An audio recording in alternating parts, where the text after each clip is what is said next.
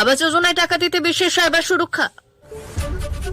তৃণমূলের নতুন স্লোগান। নতুন বছরে মহিলাদের জন্য 2000 টাকার গৃহলক্ষ্মী যোজনা আবেদন শুরু। রাজ্যের বিধানসভা ভোটে বিজেপির হিন্দুত্বের মুখ শুভেন্দুই। বিজেপির সর্বভারতীয় সভাপতির পদ থেকে সরছেন নাড্ডা। জানুন এবার কার উপর ভরসা রাখছে মোদী ব্রিগেড। পরবর্তী পদক্ষেপ, দেশ জুড়ে অপরাজিতা ধর্ষণ বিরোধী বিল আনা। জয়নগরে রায়ের পর দাবি তুললেন অভিষেক। হুমায়ুন কি আবার শাস্তির কোপে? ফেরিঘাটের দখল নিয়ে মুর্শিদাবাদের তৃণমূলের দুই গোষ্ঠীর লড়াই। আলু চাষের আগেই বড় বিপত্তি, মাথায় হাত কৃষকদের। নাড়া পোড়াতে গিয়ে আগুনে পুড়ে ছাই 5 বিঘা জমির পাকা ধান। আসছি বিস্তারিত খবরে। ডিসেম্বর মাসে 23 তারিখ থেকেই আবাস যোজনার টাকা দেওয়া হবে ঘোষণা করেছিলেন রাজ্যের মুখ্যমন্ত্রী মমতা বন্দ্যোপাধ্যায়। ইতিমধ্যে উপভোক্তাদের ব্যাংক অ্যাকাউন্টে টাকা দেওয়ার জন্য সমস্ত ধরনের প্রস্তুতি রেখে দিয়েছে রাজ্য সরকার। কিন্তু তার পাশাপাশি সাইবার সুরক্ষা বলয় তৈরি করা হয়েছে। এর আগে ট্যাবের টাকা গায়েব হওয়া নিয়ে তদন্তে জামতারা গ্রুপের কথা উঠে আসে। বিষয়টিকে মাথায় রেখে এই আবাস যোজনার ক্ষেত্রে বিশেষ সাইবার সুরক্ষা বলয় তৈরি করার সিদ্ধান্ত নিয়েছে নবান্ন।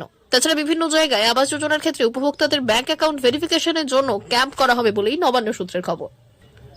বাংলায় নতুন শিল্প আসে না, এই অভিযোগে তৃণমূল সরকারের বিরুদ্ধে সরব বিজেপি। দলের সাংসদ সমীর ভট্টাচার্য রাজ্যসভায় প্রশ্ন তুলেছিলেন, গত 5 বছরে কত সংস্থা বাংলা ছেড়ে অন্যত্র চলে গিয়েছে। সেই প্রশ্নের জবাবে মঙ্গলবার কর্পোরেট বিষয়ক মন্ত্রকের তরফে জানানো হয়েছে, 2019 সাল থেকে এখনো পর্যন্ত বাংলা ছেড়ে বহু সংস্থা অন্য রাজ্যে চলে গিয়েছে। এর পাল্টা হিসেবে আজ থেকে সংসদের ভেতরে বাইরে সুর চড়ালো তৃণমূল। তৈরি করা হয়েছে স্লোগান, বাংলা মানেই ব্যবসা। পশ্চিমবঙ্গের শাসক দলের নেতৃত্বের বক্তব্য, বিজেপি যত বেশি এই ধরনের অপবাদ দেবে তত বেশি করে বাংলার মানুষ তাদের শাস্তি দেবে। সংসদের ভেতরে শীতকালীন অধিবেশনের বাকি দিনগুলিতে সুযোগ মতো বাংলায় মমতা বন্দ্যোপাধ্যায় সরকারের সাফল্য তুলে ধরার কৌশল নিয়েছে তৃণমূল। পাশাপাশি কেন্দ্র কিভাবে রাজ্যকে আর্থিকভাবে বঞ্চনা করছে তা নিয়ে গতকাল থেকেই সরব তৃণমূল সাংসদরা। দলের রাজ্যসভার সাংসদ সুস্মিতা দেব প্রশ্নোত্তর পর্বে উল্লেখ করেছেন, পশ্চিমবঙ্গে গত 10 বছরে নতুন 57 লক্ষ ছোট এবং মাঝারি শিল্প গড়া হয়েছে, যাতে 1.3 কোটি মানুষের কর্মসংস্থান রয়েছে। আর রাজ্যসভার জিরো আওয়ারে সাকেত গোখলে বললেন, বাংলা তথ্য এবং প্রযুক্তি কেন্দ্রগুলিতে 2.6 লক্ষ ব্যক্তির চাকরি হয়েছে।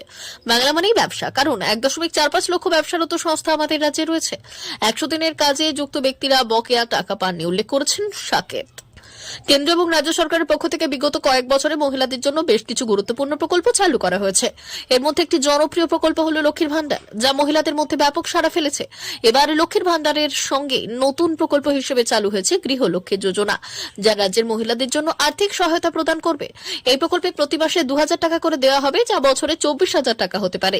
গৃহলক্ষ্মী যোজনা রাজ্যের মহিলাদের জন্য একটি অত্যন্ত গুরুত্বপূর্ণ প্রকল্প, বিশেষত গৃহিণীদের জন্য। এটি একদিকে যেমন তাদের আর্থিক অবস্থানকে শক্তিশালী করবে, তেমনি অন্যদিকে তাদের সমাজে আরো শক্তিশালী ভূমিকা রাখতে সাহায্য করবে। এই প্রকল্পে আবেদন করতে হলে আবেদনকারী মহিলাকে কর্ণাটক রাজ্যে স্থায়ী বাসিন্দা হতে হবে এবং আবেদনকারীকে এপিএল বা বিপিএল পরিবারের সদস্য হতে হবে। এছাড়া শুধুমাত্র গৃহিণী বা মহিলারাই আবেদন করতে পারবেন। এই প্রকল্পটি মহিলাদের জীবনে একটি গুরুত্বপূর্ণ পরিবর্তন আনবে, বিশেষত যারা আর্থিক দিক থেকে পিছিয়ে আছে। গৃহলক্ষ্মী যোজনার মাধ্যমে প্রতিটি আবেদনকারী মহিলা প্রতি মাসে 2000 টাকা করে সহায়তা পাবেন, যা তাদের দৈনন্দিন জীবনে সহায়ক হবে। রাজ্য সরকারের এই উদ্যোগ মহিলাদের প্রতি আরো সহানুভূতির পরিচয় দেয় এবং তাদের উন্নয়ন ও সুরক্ষার একটি গুরুত্বপূর্ণ পদক্ষেপ বলে বিবেচিত হচ্ছে। 26 রাজ্যের ক্ষমতা দখলের নির্বাচনে বিজেপির হিন্দুত্বের মুখ শুভেন্দুই। রাজ্যে হিন্দু ভোটে মেরুকরণে বাংলাদেশ ইস্যুকে হাতিয়ার করে বিরোধী দলনেতা শুভেন্দু অধিকারীকে সামনে রেখে এগোচ্ছে বিজেপি এবং গেরুয়া শিবির। বৃহস্পতিবার রানী রাসমণি রোডে তৃণমূল ও জামিয়াতের পাল্টা সভা থেকে সেই বার্তায় দিলেন বিজেপি। বাংলাদেশের ইস্যুতে 29 নভেম্বর কলকাতার রানী রাসমণি রোডে বাংলাদেশ ইস্যুতেই সভা করেছিলেন জামিয়াত নেতা রাজ্যের মন্ত্রী সিদ্দিকুল্লাহ চৌধুরী। 31 নভেম্বর সেখানে কেন্দ্রের ওয়াকফ সংশোধনী বিলের বিরোধিতা করে প্রতিবাদ সভা করেছিলেন তৃণমূলের মন্ত্রী ফিরহাদ হাকিম এবং সাংসদ কল্যাণ বন্দ্যোপাধ্যায়। পাল্টা মুখ্যমন্ত্রীকে কটাক্ষ করে বিরোধী দলনেতা বলেছিলেন, সীমানার ওপারে যারা ইউনুস, এপারে তারই মমতা। আর এদিন আদালতে ছাড়পত্র নিয়ে একাধিক হিন্দু সংগঠনকে সঙ্গে নিয়ে রানী রাসমণি রোডে পাল্টা সভা করে কার্যত যে শক্তি প্রদর্শন করল গেরুয়া শিবির, তা উদ্যোক্তা বিরোধী শুভেন্দু অধিকারী। কার্তিক মহারাজ ভারত সেবাশ্রম সংঘের সাধু সন্তদের নিয়ে সেই মঞ্চে দেখা গেল বিদ্যার্থী পরিষদ থেকে উঠে আসা রাজ্য বিজেপির সভাপতি সুকান্ত মজুমদার বা রাজ্য বিজেপির সাধারণ সম্পাদক সংগঠন অমিতাভ চক্রবর্তী বা একদা সংঘের পরিচারকের দায়িত্ব থেকে রাজ্য সভাপতি হওয়া দিলীপ ঘোষদের। মঞ্চে শুভেন্দুর পাশে ছিলেন প্রাক্তন বিজেপি সাংসদ অর্জুন সিং, তাপস রায় ও তৃণমূল থেকে বিজেপিতে যোগ দেওয়া জিতেন্দ্র তিওয়ারির মতো নেতারা। বাংলাদেশের কথা মনে করিয়ে দেয় শুভেন্দু রাজ্যের হিন্দুদের উদ্দেশ্যে বলেছেন, মনে করছেন বেলডাঙ্গায় হচ্ছে, কিন্তু কাল না কাটোয়ার তো হচ্ছে না, এটা ভুল। এখনই হিন্দুরা জোরবদ্ধ না হলে আগামীতে বঙ্গে অস্তিত্ব রক্ষাই কঠিন হয়ে দাঁড়াবে। ভোট বাক্সে হিন্দু ভোট একজোট করার ক্ষেত্রে তিনি যে ইতিমধ্যেই সফল, বিগত বিধানসভা এবং সাম্প্রতিক লোকসভা ভোটের নিরিখেই তা প্রমাণ হয়ে গিয়েছে। শুভেন্দু বললেন, 2021 বিধানসভা ভোটে নন্দীগ্রামে 65% হিন্দু ভোট এক করে মুখ্যমন্ত্রীকে হারিয়েছি, আর লোকসভায় তমলুক আসনে সেটাই 72% করে অভিজিৎ গঙ্গোপাধ্যায়কে জিতিয়েছি।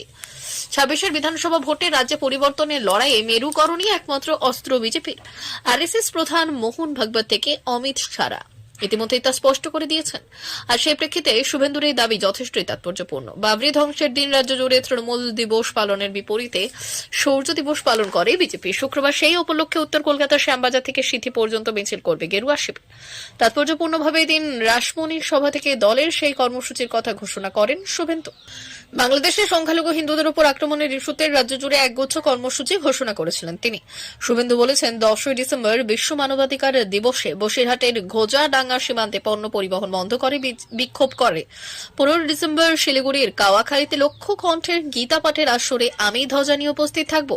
রাজনৈতিক মহলের মতে বিধানসভা ভোটের আগে হিন্দুত্ব ইস্যুতে শুভেন্দুকে সামনের সারিতে রেখে এগোতে চাইছে বিজেপি।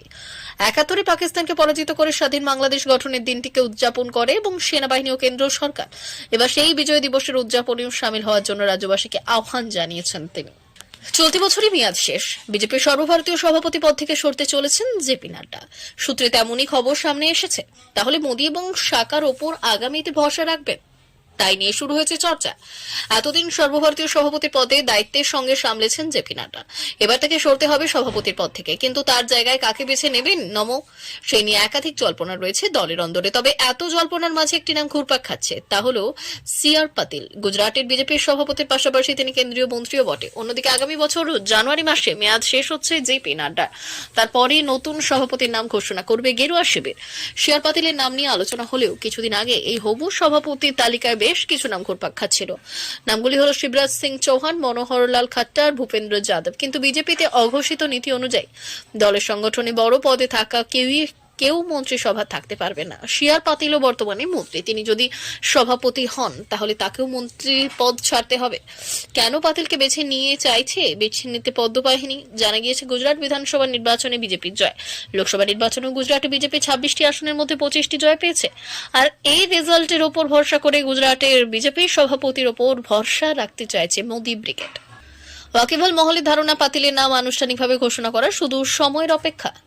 জয়নগরে নাবালিকা ধর্ষণ খুনের ঘটনা তদন্তে নতুন দৃষ্টান্ত স্থাপন করেছে প্রশাসন। পাশাপাশি দ্রুত বিচার প্রক্রিয়া শেষ করে যেভাবে অপরাধীকে ফাঁসি দোরগোড়ায় নিয়ে যাওয়া সম্ভব হয়েছে তা আরও একবার প্রমাণ করেছে রাজ্য সরকারের আনা অপরাজিতা বিলের গুরুত্ব।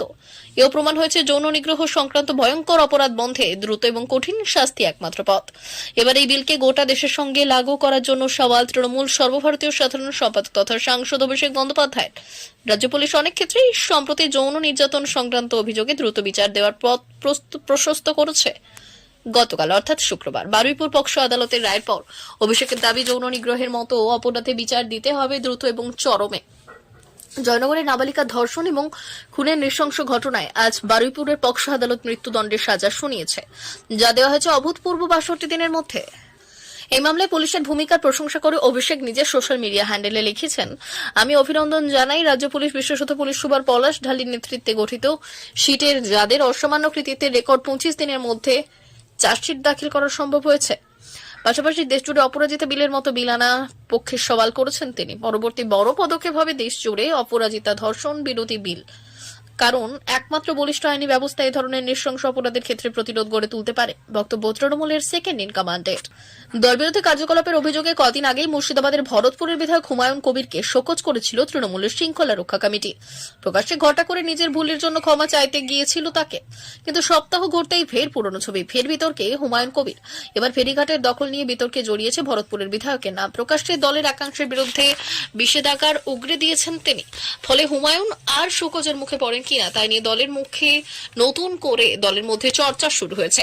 দলীয় সূত্রের খবর, মুর্শিদাবাদের ফেরিঘাটের দখল নিয়ে ভরতপুরের বিধায়ক হুমায়ুন কবির এবং দলের ব্লক সভাপতি মুস্তাফিজুর রহমানের সমর্থনকারীদের মধ্যে গোলমাল নতুন কোনো ঘটনা নয়। শুক্রবার সালার ব্লকের একাধিক ফেরিঘাটের লিজ বন্টন করেছিল প্রশাসন। হুমায়ুন এবং মুস্তাফিজুরের অনুগামীরা আগে থেকেই সেখানে উপস্থিত ছিলেন। গ্রাম পঞ্চায়েত এলাকার ফেরিঘাটের কর্তৃত্বের দখল নিয়ে গোলমাল শুরু হয় দুপক্ষের মধ্যে।